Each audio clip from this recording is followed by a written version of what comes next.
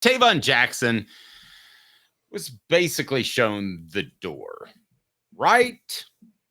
Yes. I mean, it was pretty obvious that he wasn't going to play with the other quarterbacks in the room. And a lot of people like Tayven Jackson, and he kind of is lumped together with those Brian Moores, the guys that people got excited about that didn't pan out. I think that's the only reason people have some reservation about ncaa Maleava, but he ain't that guy. Just wait and see.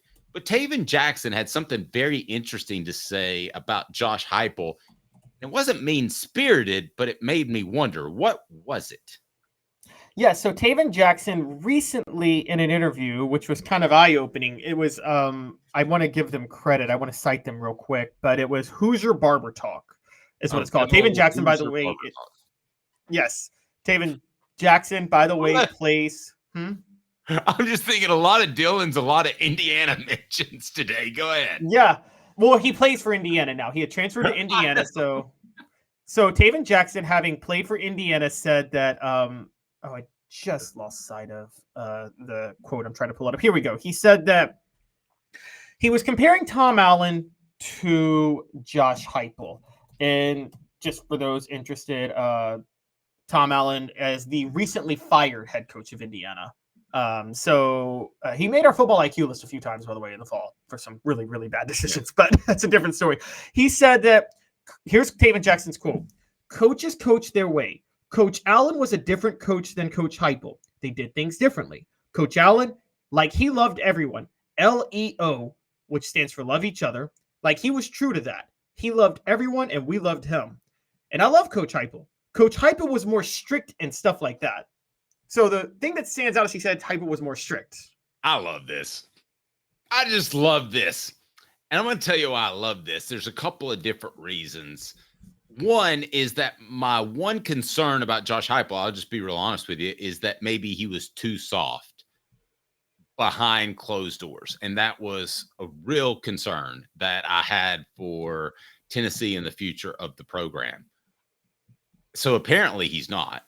And I think he's shown that throughout his time. But this kumbaya feel that they have does concern me a little bit, but not very much, like 10%. I think they'll be fine.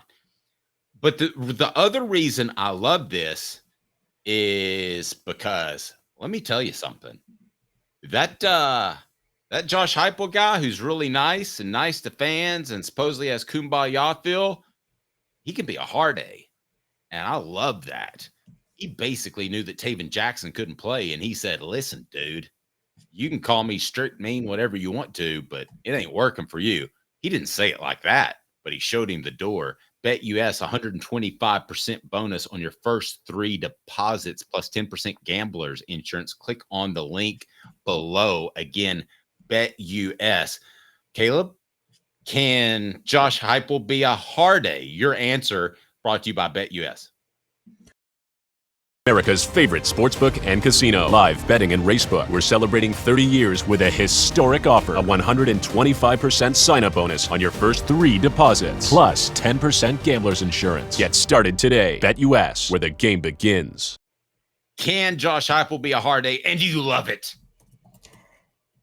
I think he can be a hard A on the quarterbacks specifically. I think that's where he's hardest.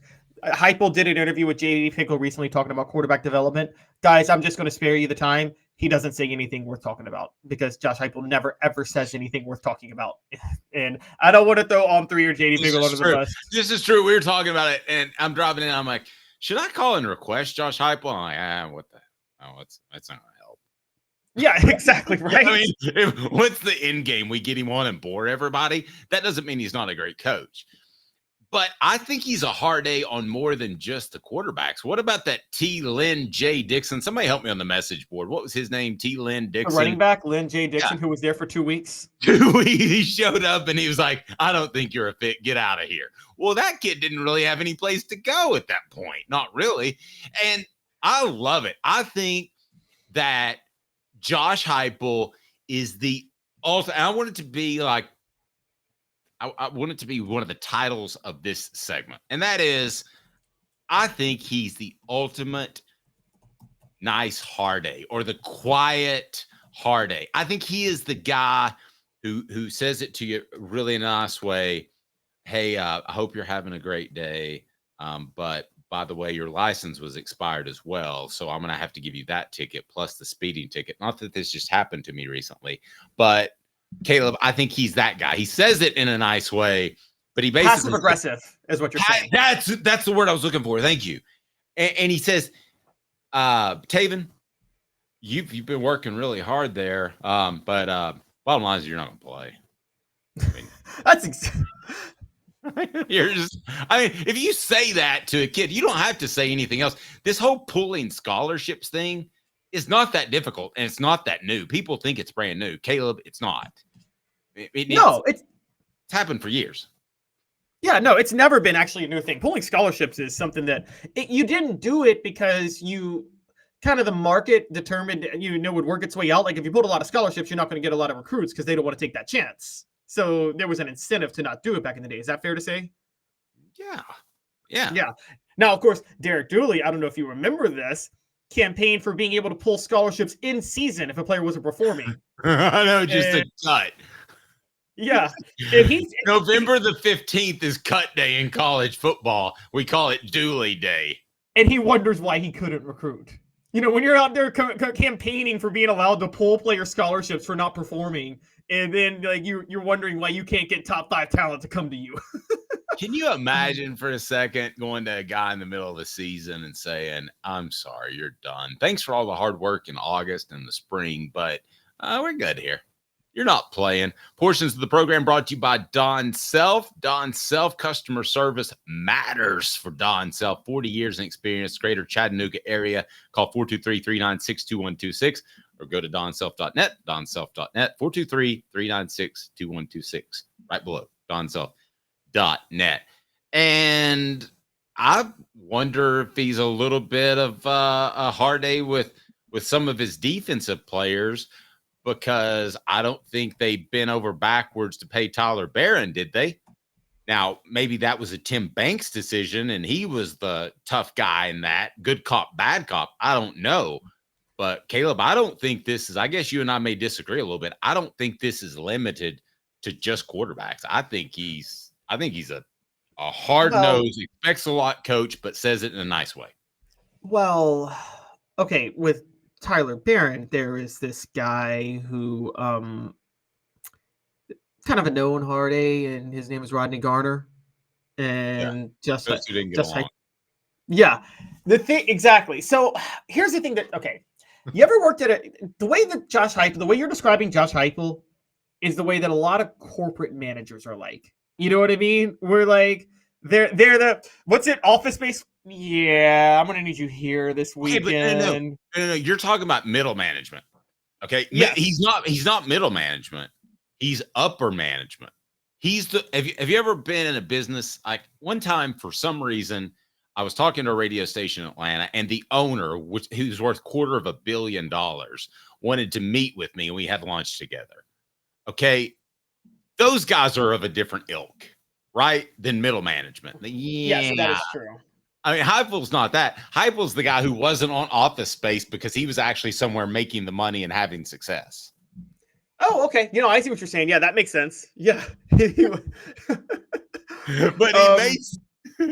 But he may say, yeah, you can't play quarterback. It'd be awesome if he said it like that. But what? But that's not that. He said Heupel was strict. So I want to know what he did that was strict. It'd be one thing if he was like Heupel's passive aggressive and said you can't play quarterback, and Heupel's pushed people into the transfer portal. But he said Heupel was strict. I want to know what Heupel said. Like, does Heupel have like a strict set of rules? And then if you break it, it's like, yeah, you broke this rule, so you're not going to play today. I'm sorry. I can't have you. Like, when Jeremy Banks got into the fight with Hendon Hooker, you think Heupel very nicely was like, Jeremy, I'm not going to let you play today. You're going to have to sit out this game. Like, in a really nice way. I don't think it was that. I think strict, comes from the players. I think the whole program is more strict. I think if you don't show up for a workout, that you're admonished by your players and coaches. That's what I think he means by that. All right, so he's okay, because that's actually the opposite than a Fulmer, who Heupel seems nicer to his players than even Fulmer did, but Fulmer seemed like he was way too friendly to his players towards the end, right? Over the last way too much of a 7 player's games. coach, and that's what I wondered about Josh Heupel. But I don't have that concern anymore. The show represented by Banks and Jones for criminal defense and personal injury attorney. You got to go Banks and Jones. Counselor Jones will take care of you. Banks and Jones? Well, it's because they're Tennessee's trial attorney. You can play to win with Banks and Jones because they'll go to trial. You've heard of other lawyers. They say they'll go to trial and fight for you. They won't. They just want to settle. That's the easiest way out. Well, that's not Banks and Jones, led by T. Scott Jones. They won't settle. They'll go to trial for you. Tennessee's trial attorney. They play to win. Truly, Tennessee's trial attorney when it comes to criminal defense or personal injury. Why settle? It's Banks and Jones. T. Scott Jones. BanksandJones.com. Can I offer you a couple of reasons why I think Tennessee's program is strict, even though it may be a player-friendly program? Number one, the way they showed up at Vanderbilt after the South Carolina loss. Could have just mailed that thing in, but they didn't. They played well. And this is in not chronological order, just for the record. Number two, the way they rebounded after the Florida loss. Go back to this past bowl game, the Citrus Bowl. I don't know that there was a lot to play for there. They played hard. Now, you're going to throw the South Carolina game of 22 on me and the Missouri game of 23, and I get that. But for the most part, when taken as a whole, I think it proves that the program is indeed strict. Yeah. I can't argue with South Carolina 2022 or Missouri last year. I can't argue with that. But again, it's hard to know the inner workings. In fairness, you talked about Jimmy Pinks being a Pruitt guy. I'm not so. Have you heard the recording of Pruitt like backing Jeremy Banks and going and lashing out at the cop when Jeremy Banks is arrested? Wait, you lost me. Jeremy Pruitt lashing out at the cop. No, of course, yeah.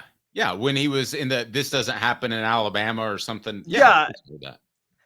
I will say this: I don't think Heupel would do that. I think Heupel would back the cop.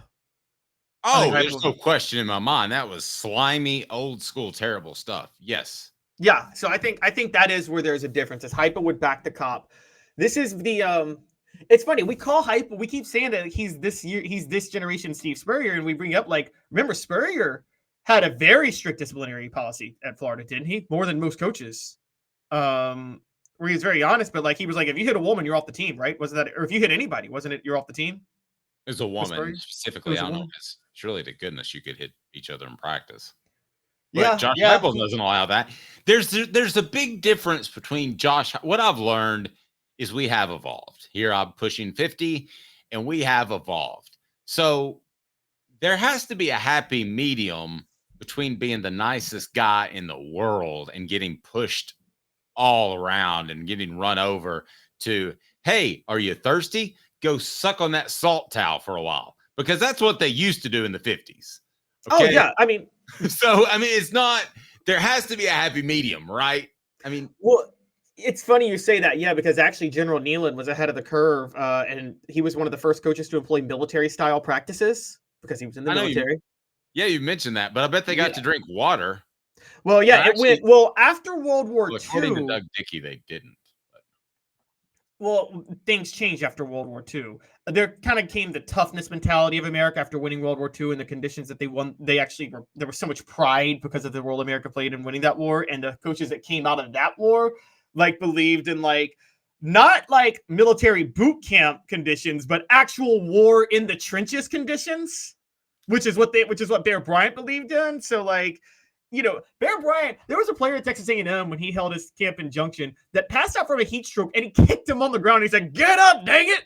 And I'm sure he was fine. I'm sure he was able to move his. He couldn't play football ever again. I'm sure. Yeah, he was good. He was good.